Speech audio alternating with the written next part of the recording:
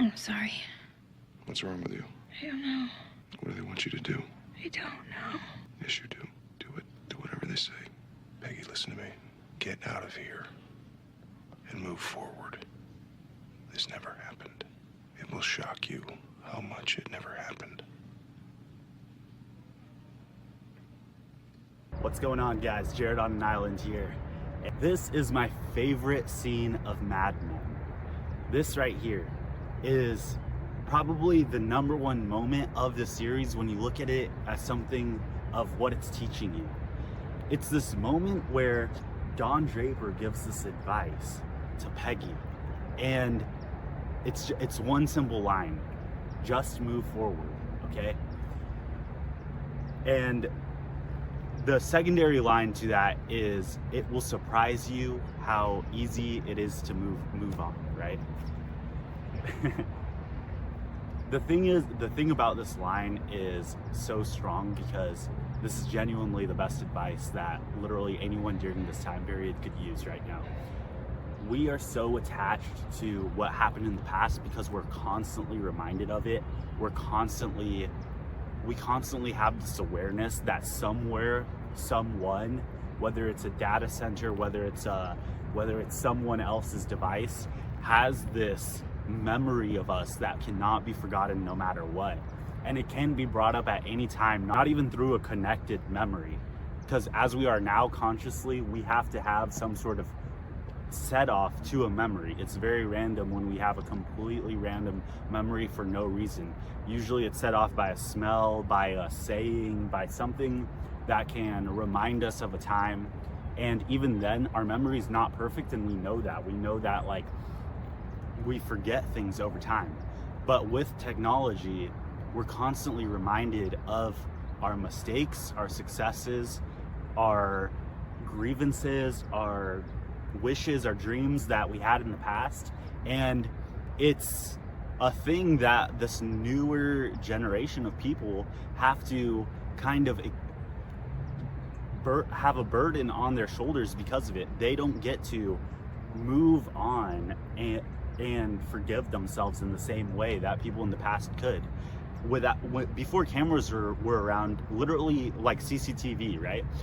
Before the 90s, you could commit a crime and it would never be known by anyone except for yourself, and you'd have to learn to forgive yourself for that action. Now, it doesn't matter if it's been 40 years and you're a completely different person. Now, this advice, like, this isn't advice to judge other people. When we see other people's actions, you know, we have our own system of dealing with the consequences and what that means, right, for society at large. But this advice is for yourself. You can't go around constantly putting yourself on trial every day for things that may or may not be online, or may not be like something you are today. And this is a part of what I talk about pretty often about forgiveness of yourself. You aren't taught how to deal with this because it's an implication to everyone else that this will come back, or this is just a part of you forever. No one above the age of 50 right now believes that for themselves. That's why you constantly see these older generation, they still act as if they aren't being recorded constantly.